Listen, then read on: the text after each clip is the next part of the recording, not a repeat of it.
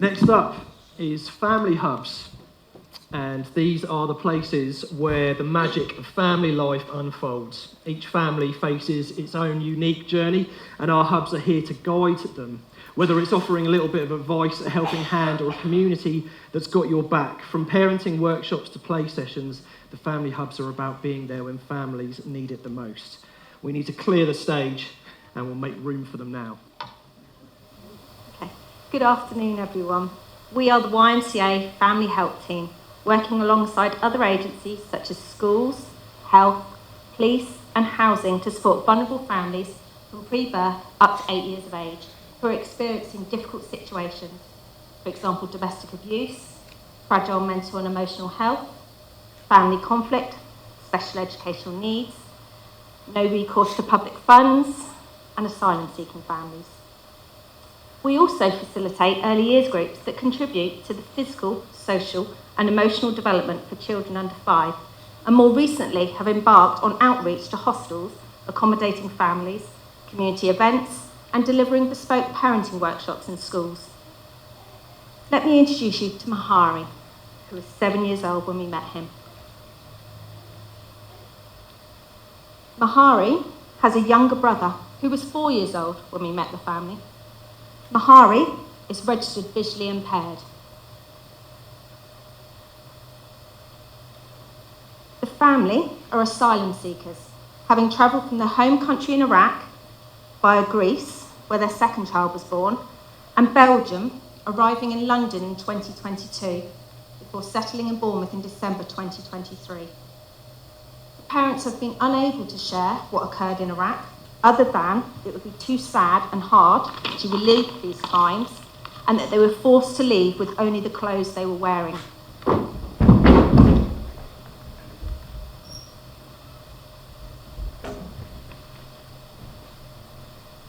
Mahari was 2.5 when this life-changing event happened. The family report that very little support was given to them during their time when they fled. Mahari's mother describes them as brave and clever. We have lost our home, our network and our custom. The family have no recourse to public funds, and neither parent is able to work until their asylum application is processed, and have had 3 geographical moves since arriving in the UK. I was a builder in Iraq. I had a trade. The family were referred for early help support by the International Care Network, who in partnership with the Home Office support refugees and asylum seekers. At the time of the referral, the family were expecting their 3rd child. Mahari was registered blind, and his younger brother had speech, language and learning difficulties. Neither child was in education, and preparation needed to be made for the arrival of their 3rd child due in early January 2024.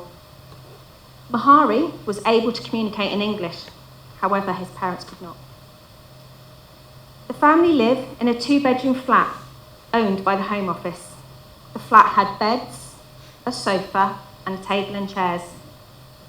As asylum seekers, they were only entitled to £42 per person per week. Since the arrival of their 3rd child, this has increased slightly. Every time Mahari leaves their home, he asks, Are we allowed to come home? and Is it safe? we sourced furniture, household items, clothing and equipment to support the arrival of a new baby. The family were given information about Kurdish community links in the area and provided information about YMCA's early years activities. The allocated practitioner supported the parents in completing school admission forms and proactively contacted local schools to secure a place for both children. Whilst they were not initially at the same school, they were both in schools to meet their needs by March 2024, initially on a reduced timetable to enable them to settle in. Mahari had an educational healthcare plan. The younger child had 3 school moves, which had been very unsettling, and he has speech delay in his first and English language, and this has created uncertainty about his level of understanding. The family help practitioner asked the school to complete a speech and language assessment. Unfortunately, this was not followed through when our involvement ended.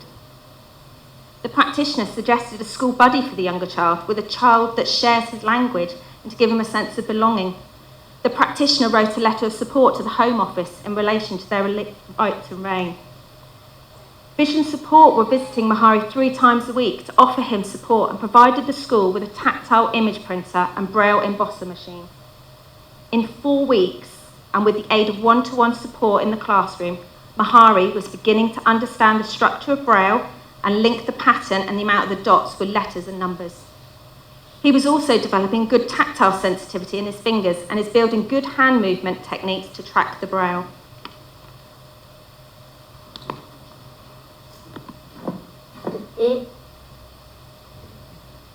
Good. And what's not?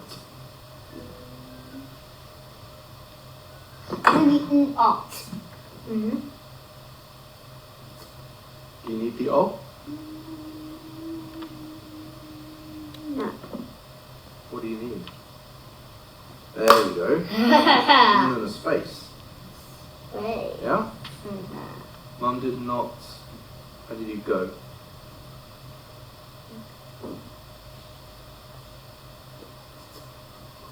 Go in the space, good. Not go. Go. Who helps you in school? The teacher. The teacher, I said. What are their names? Mrs. Seeley and Mrs. Courtney, Mrs. Marsback. Nice. What do you like about school? I like phonics and works. What I kind like- I like phonics and maths and reading masters. Nice. I like reading well. Good. Reading Braille? you Yeah. say? Nice. Who are your friends? Who are your friends? Kia and Sam Daniels and Leon and so Nice.